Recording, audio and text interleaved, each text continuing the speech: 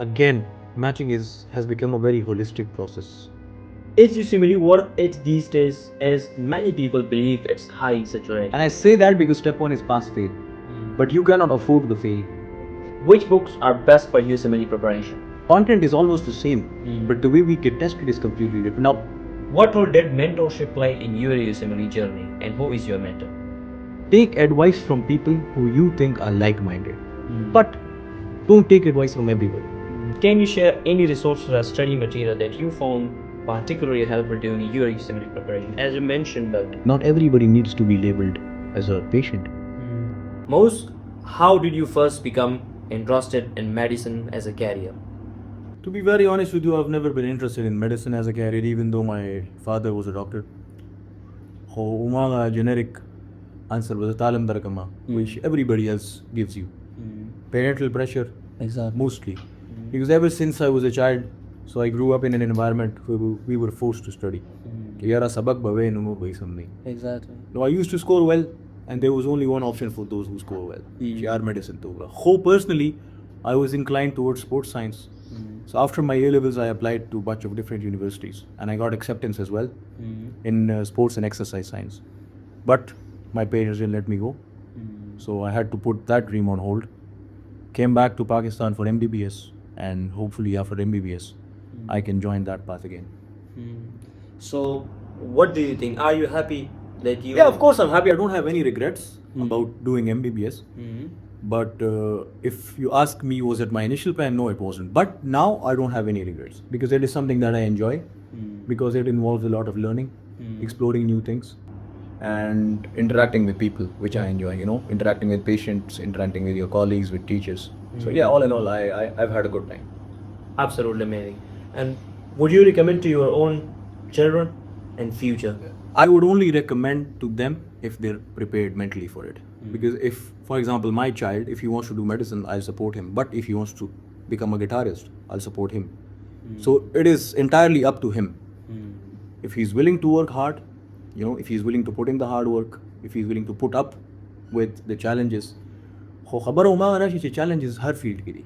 هغه English کې وایي چې the grass is greener. Like maybe زه اوس نن medicine کې یم که سبا زه په engineering کې یم یا if I was in computer science, those things have their own challenges. Exactly. So nothing is easy in life. But whatever he wants to do, he should be prepared for it. Because my father was a doctor, a well accomplished one. But throughout the 5 years of my life, he only told me one thing. You're here now, you chose it, even though the decision, but at the end of the day, it was my own decision.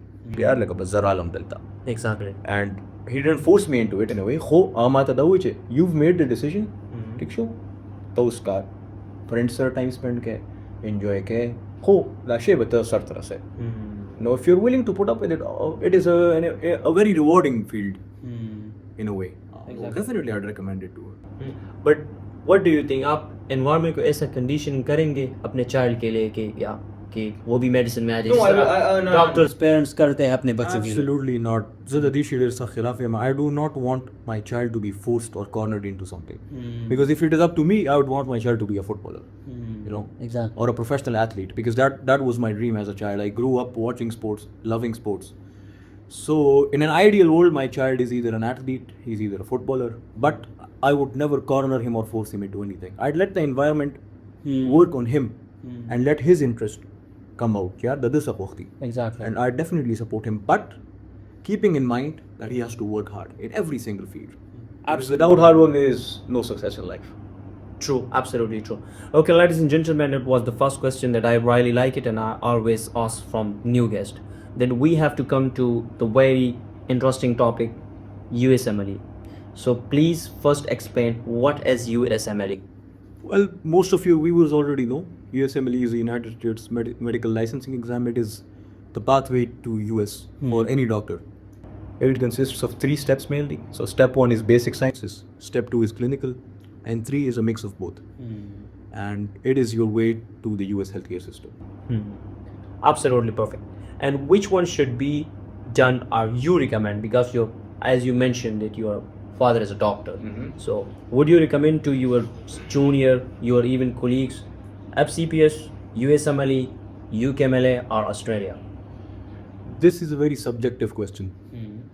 For me, it was USMLE right from the start. But for another person, it might be UK, it might be AMC. What I would recommend to everybody right from the first year is to explore every single country and every single option. So you have the knowledge. The problem with us is, as a society, as medical students ourselves, that we follow the crowd. Exactly. You look at somebody, yaar dekho step 1 ta naaz de, bas. Zamke. No, this is not the right way. You need to know everything Exactly. and then make a decision. So a recommendation money, obviously I recommend कि यार दादी में USMLE क्या खत्म होगी, but that is me as a person. I've had my own experiences. हमारा ये subjective खबर है ना. Exactly. So everybody should look at themselves, have the right amount of knowledge, the correct knowledge about every single pathway, and then make their own decision. So UK is a perfectly beautiful country. The US the same. Australia, even Europe gives rare opportunities. Germany is one of those countries which is open to international medical graduates. But again, you need to know what you want in life. Do you want money? Exactly. Do you want a good family life? You know, so if you have knowledge about every single pathway early in your career, then you decide what you want for yourself. Exactly. So all of these pathways, even in Pakistan, I mean, some people look down upon FCPS, but it is not a joke to go FCPS. Exactly. These days. So even I know tons of young doctors who've done their FCPS in Pakistan. They're very successful. Exactly. Because they start with that plan, FCPS koma, I'll Start my clinic. start my own practice, and they're doing very well, mashallah. So restricting yourself to zaki jizamung per society ki dam dekha na so bahar zam start na. No bahar katzi, you need to have a plan for it. Like blindly saying chizo bahar na asi. Like bottom line that hai कि be well informed. Be well informed. And then make a Exactly. decision. Exactly. And why you choose USMLE pathway? I chose USMLE because it is the toughest. And I've always been inclined towards things that are hard. Because especially the USMLE Step 1 course, course har sida para the same thing. Exactly. Physiology, MBBS kim same tha. USMLE kim same tha. Everywhere it is the same. But the way they test you, it's different. The thing that attracts me towards the US is, honestly, I'll be very honest, it is the money. Because the amount you get paid in the US is just bonkers. It is life-changing money. So I'll be very honest. Those are the two things. Other aspects also come into play, that it is leading healthcare country in the world in research, but I don't really care about those things. For me, mainly it is how hard it is as a challenge, Exactly. and the Second money, one. obviously financial reward. Absolutely perfect answer. Just love it. Is USMLE what it these days, as many people believe it's high saturated? Nothing is saturated. I mean, there will be naysayers in life. If you want to go to the UK, there are people who are going to tell you, yaar plab ma covered. If you're doing AMC, people will tell you, yaar Australia ki visa na milavegi. If you're going to Europe, people will tell you, yaar language nahi is the key issue. There are people who went to the States from Pakistan in the 80s. Nobody even knew America Tabasing is a process. So Khalq Balavirano Kinas to programs chata pata. Now everything is online. Exactly. So telling yourself yaar XYZ pathway is saturated, FCPS is saturated. But every year they produce tons of successful doctors. Entry test the summer khalik kini. Exactly. You need to have that confidence. Once you're here, you have to tell yourself, even if it is saturated, I am competitive enough. So for the USMLE pathway, of course you're competing with the world's best doctors. Exactly. But you need to have that confidence and belief that I am one of those. Exactly. Though saturation, wala, she's just... You don't believe that? I don't believe that, and I want my juniors to forget it. Because there will be lots of people, sure, but they're only restricted by their mindset and thought, yaar, I'm not good enough. And the people surround them. Wow, true, exactly. No, saturation is just if you're competitive. Absolutely perfect answer. Mose, what is the procedure to apply for USMLE? Can you give us a complete The procedure is complicated and simple as well. Everything is online now. There are tons of videos. There's a YouTube channel, Manik Madan. He's explained the entire process very nicely, because obviously now I can't do it. Screen sharing Yeah. But there are certain things you need to do. First, you need to have an ECFMG account. ECFMG is education of the certification authority from the United States. Exactly. Now, account then there are two forms. One is Form 186, which is your medical school verification. Then there is Form 183, which is kind of the same. Now I've exactly I've forgotten the entire process. So it is something that you can do in 30 minutes. You just need to sit down, open your computer, and get yourself registered. You need to be in touch with your med school, because Form 183 is actually verified through your medical school. Yeah. Exactly. So you need to be in touch with your medical education department, that XYZ authority will contact them. They're just basically verifying that you are either a student or a graduate of that med school. Exactly. And one other thing I'd like to share is that there is a part on the ECFMG website when you're registering for the Step 1 exam, where they're asking for clinical rotations you've done. That is a very lengthy thing. Whoever is applying, I'd recommend for them to skip that, because they're asking for every single rotation that you've done, which is super time consuming. So I skipped that entirely because it wasn't required, and it wasn't a problem for me. So it is a time consuming thing that I learned from somebody else, and I'd like to share it. Absolutely love it. What are the payments and expenses details for USMLE Step 1. Payment, it is expensive. You need to be prepared for that, but it is divided over a few years. So the Step 1 exam is around $1,100. Step 2 is the same. Step 3 is the same. ECFMG certification is roughly $100. But then there are other costs along the way. I mean, OET is $600. Exactly. UWorld is expensive. There are other apps like IMD these days. Some people go for that. I personally went for UWorld. If you want to go for rotations, which you should, 100%, so you should roughly keep in mind 15-20 lakhs. Roughly. That is the minimum. Because if you're for going... 3 months or for 6 months? No, I'd recommend, if you can do 6 months, that is perfect. But not everybody can do 6 months. 3 months, 15-20 lakhs should be enough for you.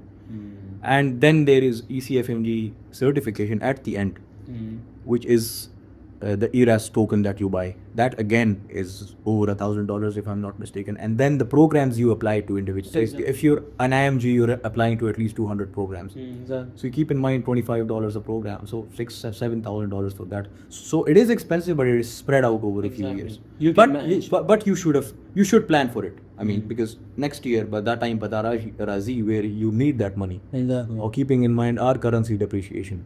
No, Step 1 and per 4 lakh ya 5.5 lakh ki. Exactly. No, it is expensive and it is risky. So everybody that is... They should know their Yeah, time. they should know. Yeah, they should know. Exactly. Absolutely perfect answer. Which books are best for USMLE preparation? I'm not a big fan of books. Honestly, I am not a big fan of books.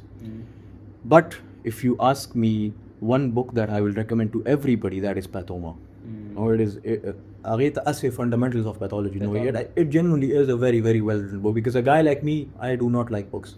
But that is the only book that I would recommend. And that says a lot about the book itself, Exactly. Then ilawa generic resource, everybody knows about first aid. So not a lot of people know how to use first aid. First aid is not That's the something. problem. First aid is not something you memorize. Even though mata us memorize shave there, but it is a resource. It is a reference. You get stuck somewhere in your world, that missing piece of information. You open your first aid, refer to it, then come back. Because first aid tumra dry there, Exactly. the content, you cannot read it like a story. No, when you sit down, the page is the attention span. There is no way cover to cover this cover college. Maybe some people but I'm not one of those people. No, books mane rashi, no, I would simply say there is not one single book has a Step 1 the parva personally recommend. There are resources, but not a particular book. A particular book that you would recommend.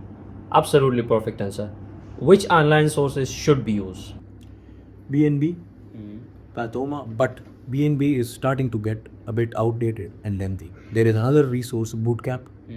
If somebody can get their hands on it. I didn't personally use it, but I do know that it is better than BNB in a lot of ways.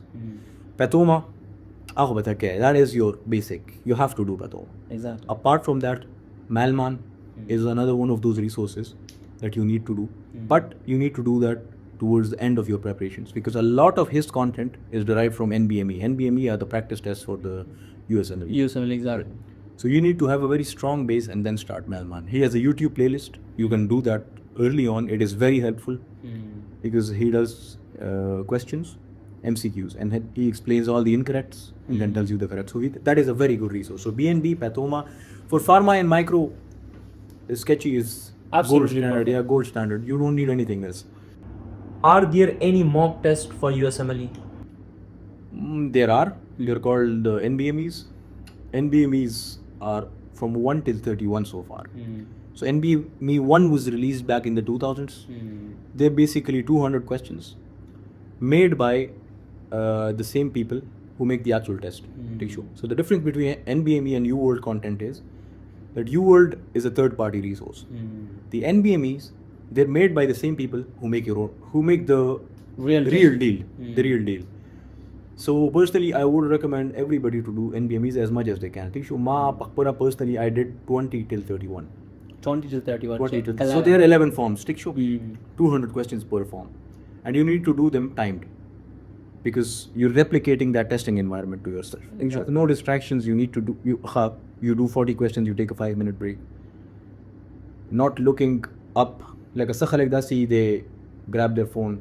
Oh, I need that little bit of information, and I would have gotten that question right. Then they click the correct option, Exactly. and then their score is automatically inflated. So NBMEs are mock tests, but you should do them only in the last month, and you should do them under testing condition. Now, I emphasize upon that a lot because a testing condition is your monitor, 1 hour, you take a 5-minute break, you come back, no phone, no distractions. Nothing. You're basically replicating what you're going to do on The test environment.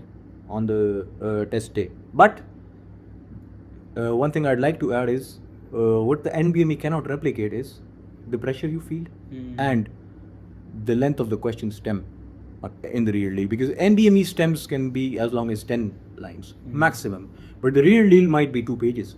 So you need to be prepared for that. Quite difficult. When is the best time to apply for step 1? It depends. For me personally, a lot of people will tell you that third year is peak because it coincides with general pathology, special pathology, and pharma. That's where we study those subjects. Me personally, I don't agree with that because the difference between our third year and the third year In the in the United States or anywhere in the world in a proper college, because let's be honest, Mumbai third year we have absolutely no basic knowledge of anything. Exactly. So third year is a bit too early. I'm speaking for the normal person. I mean, there are some geniuses who start from their first and second year. It is absolutely fine. Officially, you are only eligible to sit step 1 when you're in your third. You're in third. So if you're absolutely prepared from your first year, go on. But for a normal person like me, it should be final year. And I say that because by your final year, you spend enough time in med school, you've done enough study, you've done enough work to have the basic knowledge Exactly. to sit down and then study USMLE content. Because by your third year, your knowledge is, I'd say, immature. Exactly.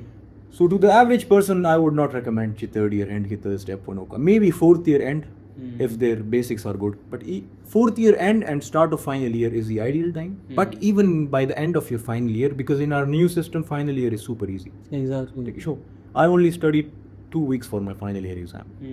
Because I sat my step 1 on the 9th of January. Exactly. And our final year exam was in the first week of February. Exactly. So I didn't really study for final year at all. My entire final year was prepping for step 1. So final year, again and again emphasize because in your third and fourth year, you cover your special pathology, your pharma, all of that. Community, forensic, that nonsense goes out the window and you're completely focused. So final year, I'd say, is the perfect time in our med school system. Our med school Yeah. system. For others, I cannot say. Absolutely perfect answer. What would be the time required if you start from scratch? Like if somebody just want to start from a scratch, what is the time period? Again, a very subjective question because scratch can mean different things for different people. But scratch, like if you mean somebody who's done with their MBBS, now they're planning. Yeah, the step 1 work. I'd say minimum 9 months. Minimum. 9 months. Yeah. And I say that because step 1 is pass fail. But you cannot afford the fail. And I say that also because once you're done with your MBBS, now sitting back and doing biochem, doing basic anatomy, doing basic physio is different. It is different because the way USMLE will test you is different. It is not anatomy. They will never test you on those things. So you have to know your physio. You have to know, because people don't know this, but if you open the website, step 1 content is divided into 50% is patho, Mm. and then 20% is physio. So physiology is the second most tested subject by content in your USMLE Step 1. So if you're a very good student who's got good basics, then maybe 6 months. But even then, I'd say 6 months is pushing it, because keep in mind, you have to do everything. You have to know everything to sit Step 1. Exactly. The thing in our system is, now when we've got exams 3rd year, 4th year, no mung tata patele ka de paper ki CBS step de ke respiratory de, but then everything else takes the back seat. In your Step 1, you're doing anatomy, physio, special pathology, general pathology, basic pharma, Immunology, special biology. pharma, all of that nonsense, along with your biostats, Exactly. along with your ethics, which is heavily tested these days, Microbiology. on one single day. So getting into that mindset, because normally chimunga exam the prep ko we divide yaar drivra se badakum dora se badakum, but Step 1 ki you cannot do that, because you're doing everything. Exactly. And you don't know what will be tested the most on exam day. Exactly. So I'd say 9 months for somebody who hasn't studied Step 1 resources in their med school. For example, if somebody उसदा से खले की जमात हुई यार माँ BMB करे थे, not like so I will never take their word at face value. कि छे BNB होता करे थे, you've done BNB, but you haven't done it with the mindset is about Step 1 को. Exactly. You've done it because it is a very popular and good resource, BNB and pathoma, but if you've done it with the mindset, I'll be sitting Step 1, then you'll be doing some practice questions, it will change your mind. Exactly. Change your mind in the sense you do those resources in a different way. But if you're doing it for your MBBS exams, so when you do BNB and pathoma, you sift through them, you don't get tested on those things in our KMU exams, because it is all nonsense MCQs. Exactly. No, somebody that tells me, "Yaar, I've done BNB, pathoma and all of that, but now I'm sitting Step 1, I'd say, you have to go back to them. You have to go back to them, yeah. So 9 months for the average person, 6 months for somebody like Asim, who's good, but he has to go back to first or second year stuff. If he's willing to do. Yeah, if he's willing to go. Exactly.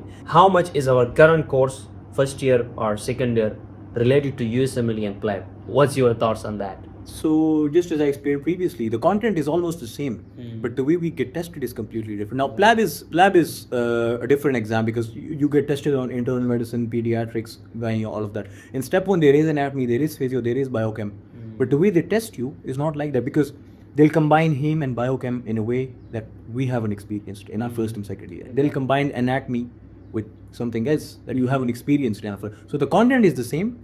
The way we study it is completely different. Completely And the way we get tested is completely different.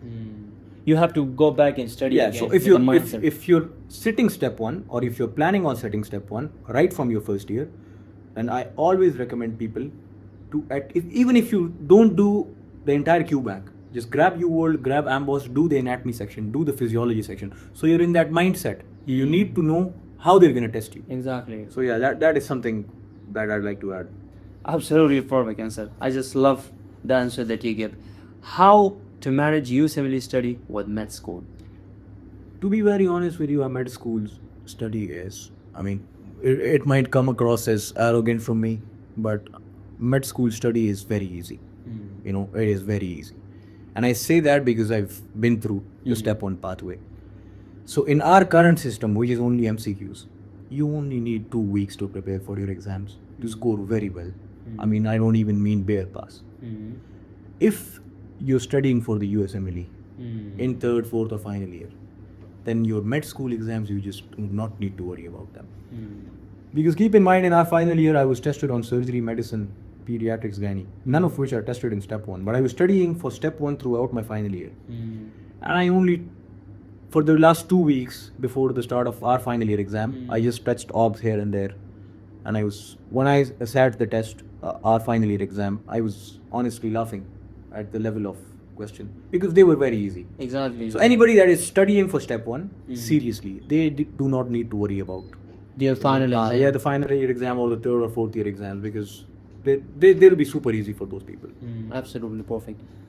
Most for matching, do they prefer people with a travel history related to clinical experiences or international exposure or general international exposure? For matching, again, matching has become a very holistic process now. And by holistic, I mean they don't want people who've got a 272 on their Step 2, but they can't speak.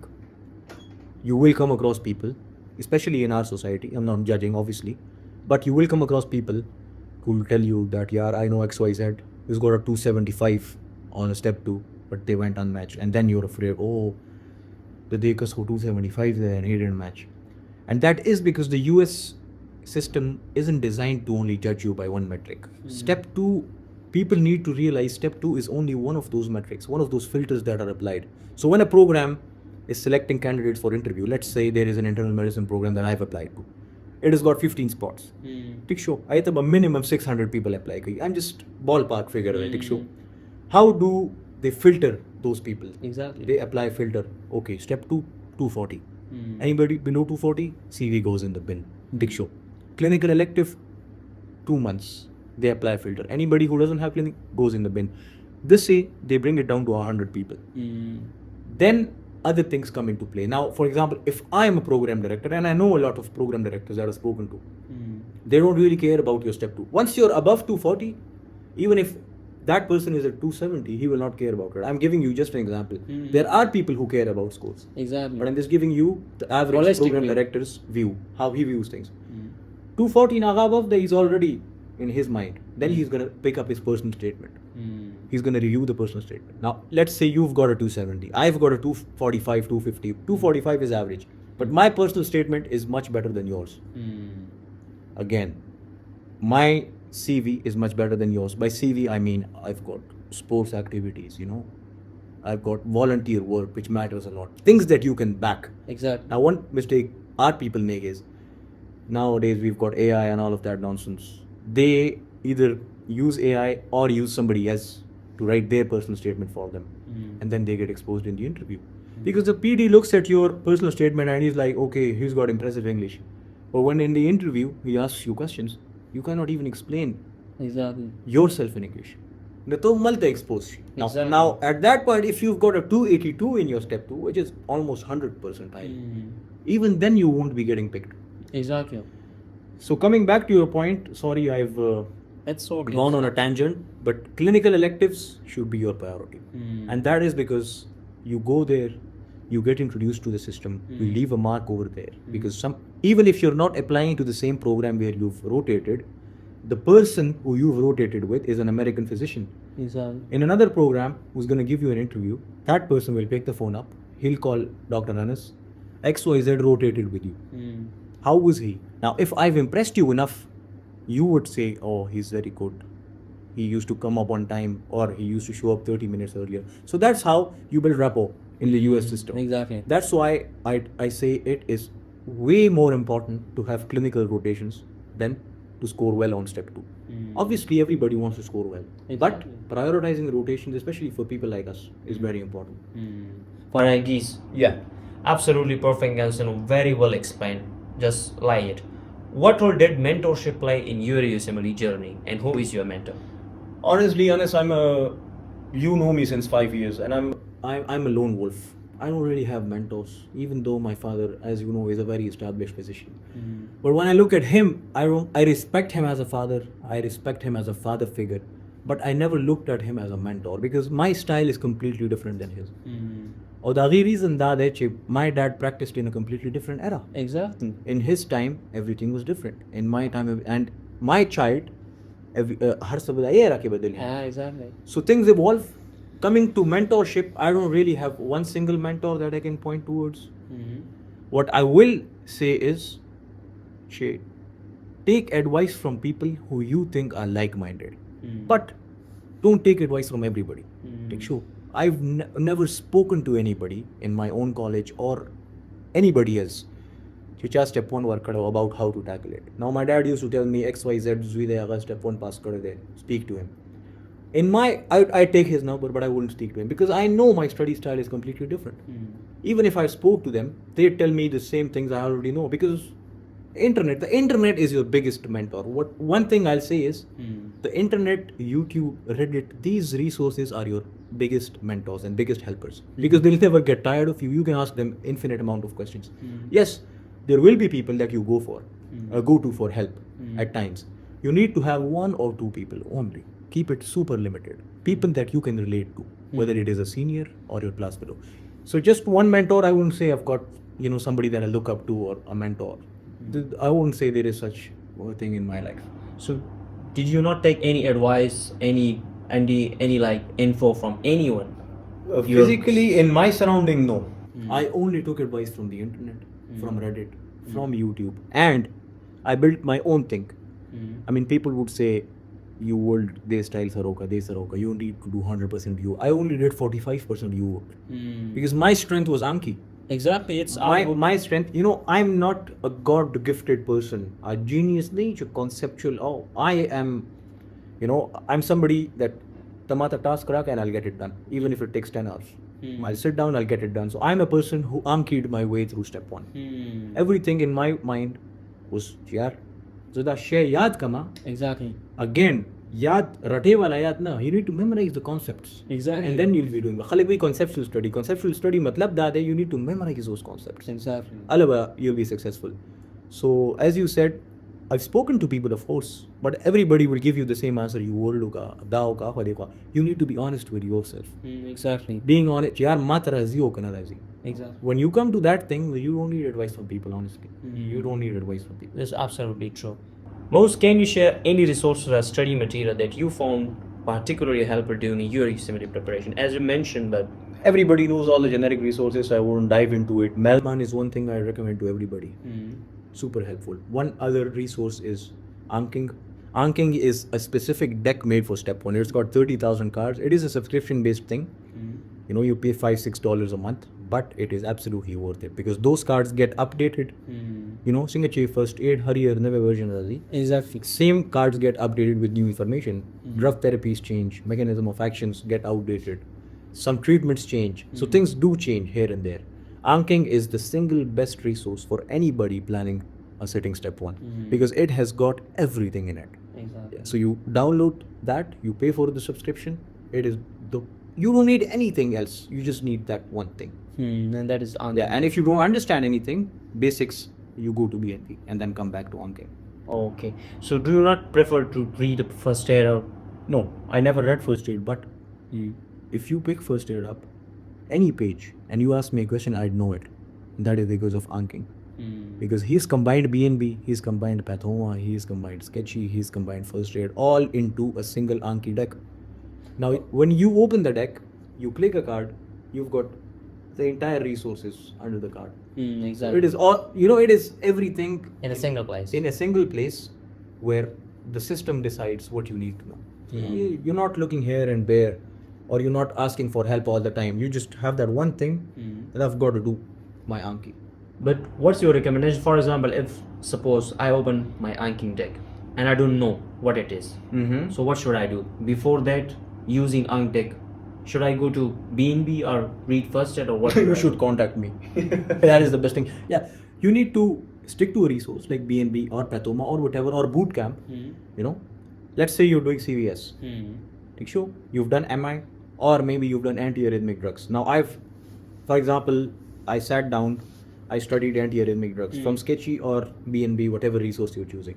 You go to Anking, you unsuspend all those cards related to antiarrhythmic drugs. You'll find them in the tags. Now, what are tags?